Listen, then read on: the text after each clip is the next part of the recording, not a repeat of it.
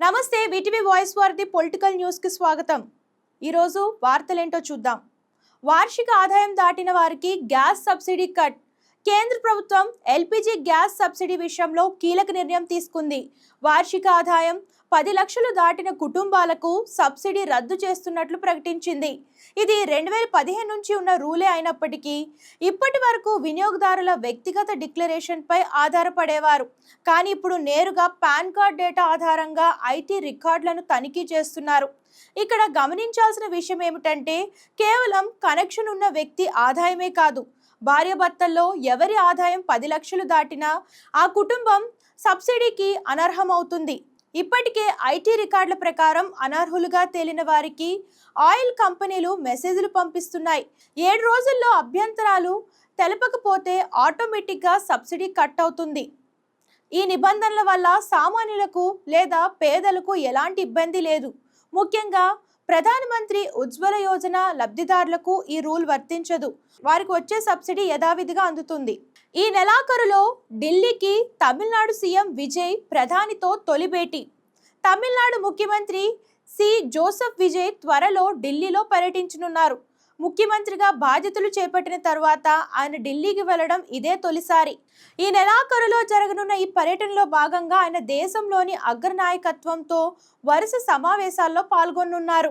విశ్వసనీయ వర్గాల సమాచారం ప్రకారం మే 18 తర్వాత తమిళనాడు కేబినెట్ విస్తరణ జరగవచ్చు. ఆ తర్వాత మే 3 లేదా చివరి వారంలో విజయ్ 2 రోజుల పాటు ఢిల్లీలో పర్యటించే అవకాశం ఉంది.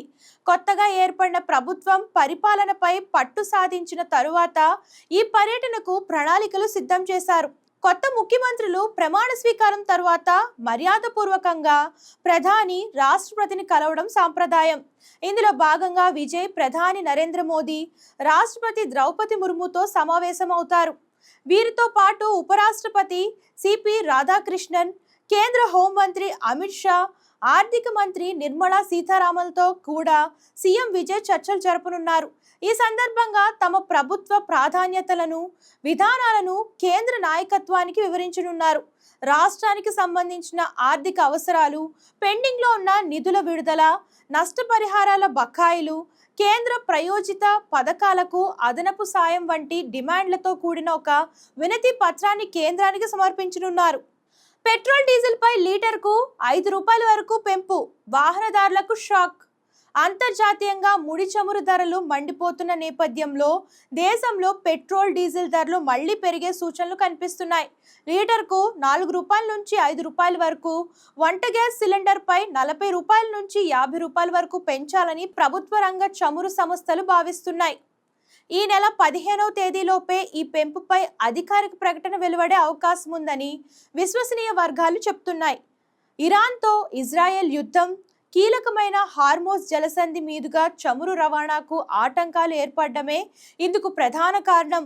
భారత్ తన చమురు అవసరాల్లో 85% దిగుమతులపైనే ఆధారపడడంతో ఈ ప్రభావం తీవ్రంగా ఉంది. దీనివల్ల ప్రభుత్వ రంగ చమురు సంస్థలు ప్రస్తుతం నెలకు సుమారు 30,000 కోట్ల నష్టాలను ఎదుర్కొంటున్నాయి. చమురు ధరల పెరుగుదల భారాన్ని ప్రజలపై వేయడానికి ప్రభుత్వం సిద్ధమవుతున్నప్పటికీ ఒకేసారి కాకుండా దశల వారీగా పెంపును అమలు చేయాలని యోచిస్తోంది.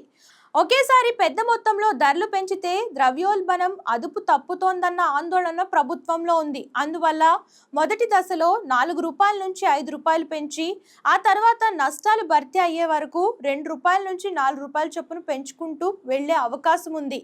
ఈ ధరల పెంపుతో రవాణా ఛార్జీలు పెరిగి నిత్యావసర వస్తువుల ధరలపై ప్రభావం పడుతుంది. ఇది మొత్తం ఆర్థిక వ్యవస్థపై భారం మోపుతోంది. బండి సంజయ్ కుమారుడిపై కేసు స్పందించిన తెలంగాణ బీజేపీ చీఫ్. కేంద్ర సహాయ మంత్రి బండి సంజయ్ తనయుడు బండి భగీరథపై నమోదైన కేసుతో బీజేపీకి సంబంధం లేదని ఆ పార్టీ తెలంగాణ రాష్ట్ర అధ్యక్షుడు రామచంద్రరావు స్పష్టం చేశారు. నిన్న ఆయన మీడియాతో మాట్లాడుతూ ఈ కేసులో చట్టం తన పని తాను చేసుకుపోతుందని ఆయన తెలిపారు. ఈ విషయం బండి సంజయ్ కుటుంబంలో జరిగిందని ఆయన తెలిపారు. బీజేపీ అంశం కాదని ఆయన స్పష్టం చేశారు. ఈ కేసులో బండి సంజయ్ కుటుంబ సభ్యుల ప్రమేయం ఉంటే విచారణ జరిపించాలని అన్నారు. సో ఇవి ఇవాల్టి వార్తలు. రేపటి వార్తలతో మళ్ళీ కలుద్దాం. అంతవరకు చూస్తుండండి వీటీవీ వాయిస్ వారిది పొలిటికల్ న్యూస్. ఛానల్ని సబ్స్క్రైబ్ చేయండి, లైక్ చేయండి, షేర్ చేయడం మర్చిపోకండి. అందరికీ నమస్తే. This is karate Kalyani. మీరు మంచి న్యూస్ చూడాలన్నా, మంచి విషయాలన్నీ కూడా తెలుసుకోవాలనుకున్నా కూడా please subscribe V channel. Hello అండి, వీటీవీ సబ్స్క్రైబ్ చేయండి. హాయ్ అండి, this is actor Suman. So వీటీవీని లైక్ చేయండి, షేర్ చేయండి, సబ్స్క్రైబ్ చేయండి. Hi hello, I'm Shashirekha, Miss India. So వీటీవీని లైక్ చేయండి, సబ్స్క్రైబ్ చేయండి, షేర్ చేయండి. ఏమైనా డౌట్స్ ఉంటే కామెంట్ బాక్స్లో కామెంట్ చేయండి. Thanks for VTV.